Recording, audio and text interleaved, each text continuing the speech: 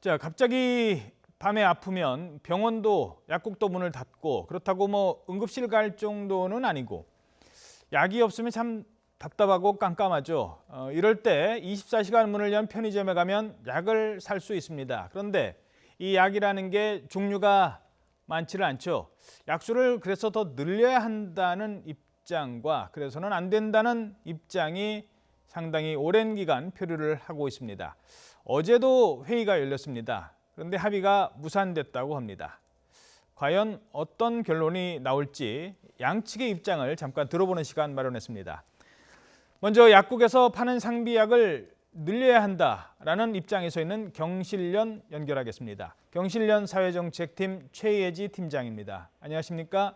네, 안녕하세요. 예, 바로 질문드리죠. 현재 뭐 타이레놀, 판콜, 판피린 이런 거는 이제 편의점에서 팔고 있는데 여기에 겔포스, 스맥타도 포함시키자는 입장으로 알고 있습니다. 이 겔포스, 스맥타가 어떤 약이고 언제 필요한 약이고 왜 편의점에 있어야 되는 겁니까?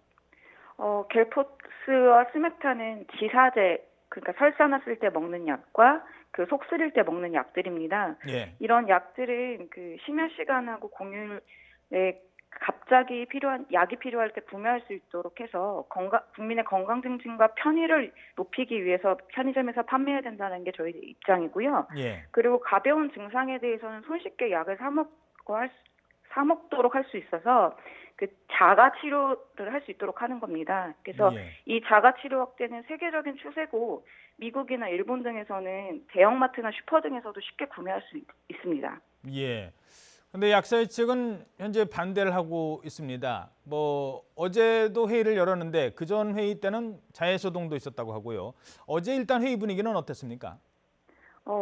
어제 회의에서는 그 효능군 확대 표결 과정에서 좀 문제가 발생했습니다. 그러니까 품목을 어떤 걸 할지 전에 지사제랑 제산제를 효능에 대해서 추가할 건지에 대해 이 표결 과정에서 문제가 발생했는데요. 예. 위원장이 투표 결과를 공지를 하고 회의를 종료하면 서로 인사를 하는 와중에 복지부가 약계 인사들을 불러서 추가 투표를 하면서 화상연고의 추가에 대해서 부결을 시켜버렸습니다.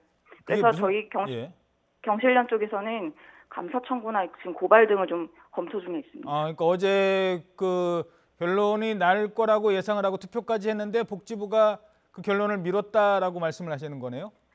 그러니까 지사제랑 제산제 그 효능군에 대해서 추가는 표결이 됐고 화상연고에 대한 표결을 진행해서 결과까지 나왔는데 이제 복지부에서 추가 투표를 통해서 그 화상연고의 확대를 결정을 부결을 시켜버린 것입니다. 그러면 이제 정리를 해보죠. 그러니까 네. 뭐 제산제, 겔포스, 그다음에 지사제, 이 스맥타는 들어가기로 합의가 된 겁니까? 그 특정 품목은 확정이 안 됐고요. 지사제랑 제산제에 대해서는 들어가는 걸로 얘기가 된 겁니다. 그러니까 뭐 어떤 약인지는 안 정해졌지만 네. 일단 지사제, 제산제는 포함을 시키기로 합의를 했고 화상 났을 때 바르는 연고는 아직 좀 더 논란이 되고 있고요. 네. 예, 어떤 약인지는 아직 안 정해져 있고. 네, 네. 근데 이 지금 경실련 입장이나 편의점 주인 입장에서는 아니 어떤 약이 들어올 건지를 정해줘야 그 약을 갖다 팔 텐데 그게 안 정해지는 것도 사실은 의미가 없는 거죠. 그렇죠. 예. 약사회 측에서 오남용 우려를 가장 크게 걱정하고 있습니다. 혹시 여기에 대한 의견 있으신지요? 뭐 반대 여론조사도 있다고 하던데요. 저희가 온라인으로 시민 설문조사를 실시를 했습니다. 그래서 조사 결과에 편의점에서 판매한 약을 먹고 부작용이 발생한 경우가 있냐라는 질문에 부작용 경험이 없다가 93%가 응답을 했습니다. 예, 부작용이 없다가 93%. 네. 이 정도면 뭐 거의 부작용은 없다고 봐도 된다 이런 입장이시군요. 네. 어차피 약국에서 사 먹어도 그 정도의 부작용은 있다라고 보시는 거고요. 네, 그렇습니다. 예. 그리고 그 상비약 품목을 확대해야 된다라는 의견도 물으셨죠? 네, 그렇습니다. 여기에 대해서는 어떻게 나왔습니까? 확대해야 된다라는 질문에는 전체 1,693명 중에 1,515명, 86.8%가 10명 중 8명이 확대해야 된다라고 답변했습니다. 예. 자, 그런데 이런 얘기가 나오니까 그 지금 들어가는 약, 그러니까 뭐 타이레놀 같은 경우는 뭐 거기 보니까 술을 마시면 먹으면 안 된다네요. 그리고 하루 8정을 넘어가면 안 된답니다. 이런 거 설명이 안 돼 있으니까 지사제 넣고 제산제 넣으려면 타이레놀은 빼자. 뭐 이런 주장도 있다고 하던데요. 지금 타이레놀뿐 아니라 지금 모든 협상 과정에서 뭐 2대2 스위치 등 회의를 할 때마다 지금 다양한 협상안들이 흘러나오고 있습니다. 이거는 약사의 반발을 잠재우기 위한 협상안으로밖에 안 보이고요. 이런 품목을 놓고 주고받기식 협상은 근본적으로 이 특정 품목을 선정해서 판매하기로 한 이 현행법의 한계가 있습니다. 예, 결국 시간 끌기다. 네. 자, 지금 뭐 편의점 상비약 문제가 하루 이틀 된 문제가 아니라 벌써 말씀하신 것처럼 6년째 포류 중입니다. 자, 이거 어떻게 결론을 내야 될 것 같습니까? 일단은 보건정책을 총괄하는 복지부의 의지가 없어 보이는 게 가장 큰 문제고요. 근본적으로는 특정 제품을 선택하기로 된 지금 약사법이 개정이 돼야 됩니다. 예. 그러니까 뭐 지금 타이레놀이냐 회스탈이냐 이런 특정 약품을 선정하는 게 아니라 소화제다, 지사제다 이런 효능을 선택을 해서 제품을 어떤 거 판매할지에 대해서는 판매자의 자유를 맡기는 게 소비자에 대한 그런 선택권을 소비자를 갖도록 해야 됩니다. 그래야 이 상비약 판매제도 당초 도입 취지를 살릴 수가 있고 이 지금 계속 품목 결정에서 불필요한 논쟁들을 막을 수가 있는 근본적인 해결책입니다. 예, 알겠습니다. 지금까지 경실련 입장 들어봤습니다. 이혜지 팀장이었습니다. 제가 아까 최혜지 팀장이었는데 죄송합니다. 말씀 잘못 드렸어요. 이혜지 팀장님 오늘 수고하셨습니다. 네, 감사합니다. 예. 자, 그럼 계속해서 약사회 입장을 들어보도록 하겠습니다. 역시 어제 회의에 참석을 했는데요. 약사회 강봉윤 정책위원장 연결돼 있습니다. 안녕하십니까? 예, 안녕하십니까? 예, 지금 경실련 입장 같이 들으셨을 텐데 어제 회의가 일단 어떻게 결론이 났는지 설명을 해주시죠.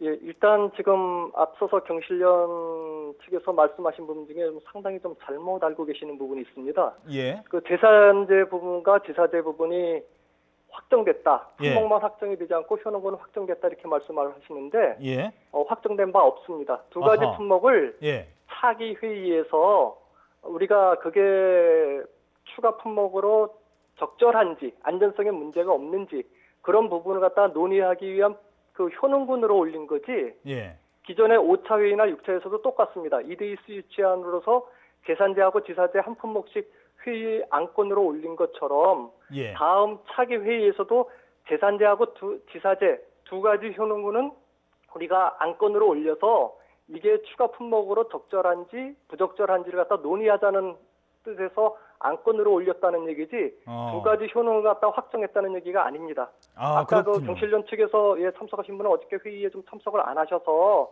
아마 전에 들은 말씀이기 때문에 아마 좀 부정확하게 들으신 것 같습니다. 아, 그렇습니까? 그러니까 예. 다음 회의 때 지사제, 제산제를 어떻게 할 것인지 대상으로 안건으로 정하는 데 합의를 한 거지 그거를 찬성하는 건 아니다. 그렇죠. 예. 그리고 뭐 그러면 화상연고 이건 어떻게 되는 거예요?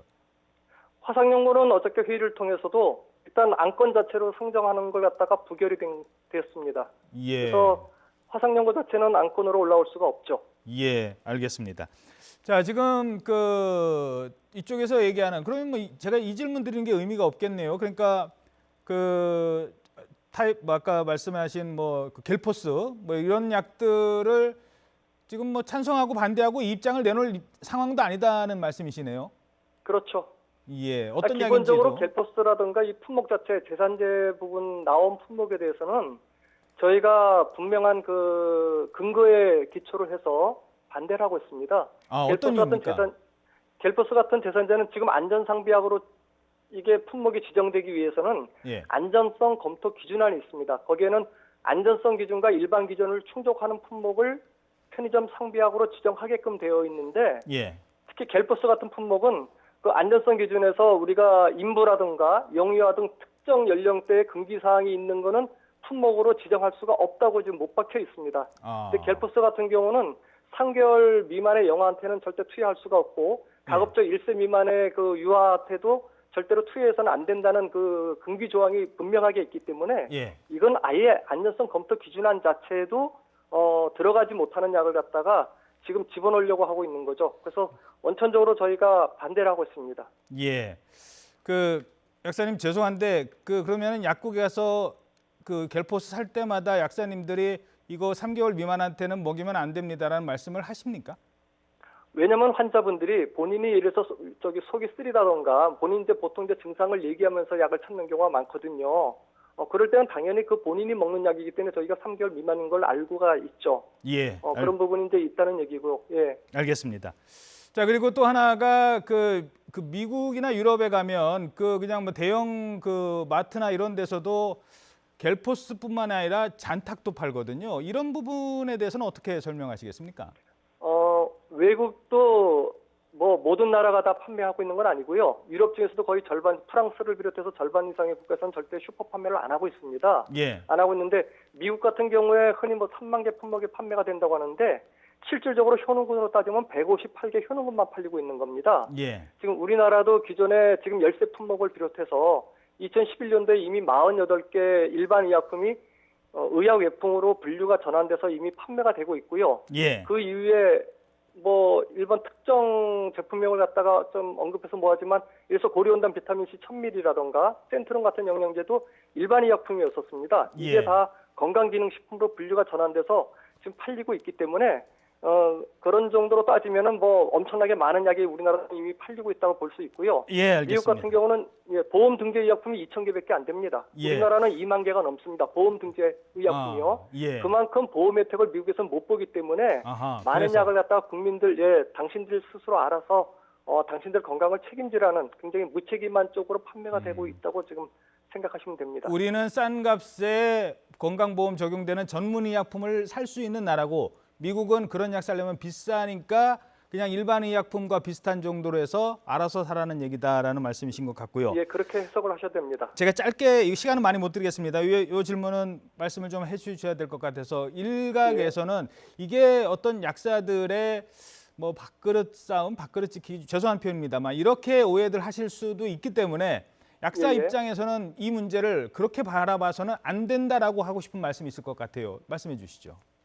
예, 흔히 이 문제에 대해서 약사 증명 이기주의, 밥그릇 지키기 이렇게 폄하하시는 분들이 좀 상당히 꽤 있습니다만 저희 약사는 보건의료인의 일원으로서 무엇보다도 국민들의 건강에 대한 안전성을 갖다가 최우선의 가치로 놓고 있습니다. 예. 이제 예를 들어서 타이레놀 500ml만 하더라도 이웃 일본 나라에서는 타이레놀 500ml가 없습니다. 최고 함량이 300ml입니다.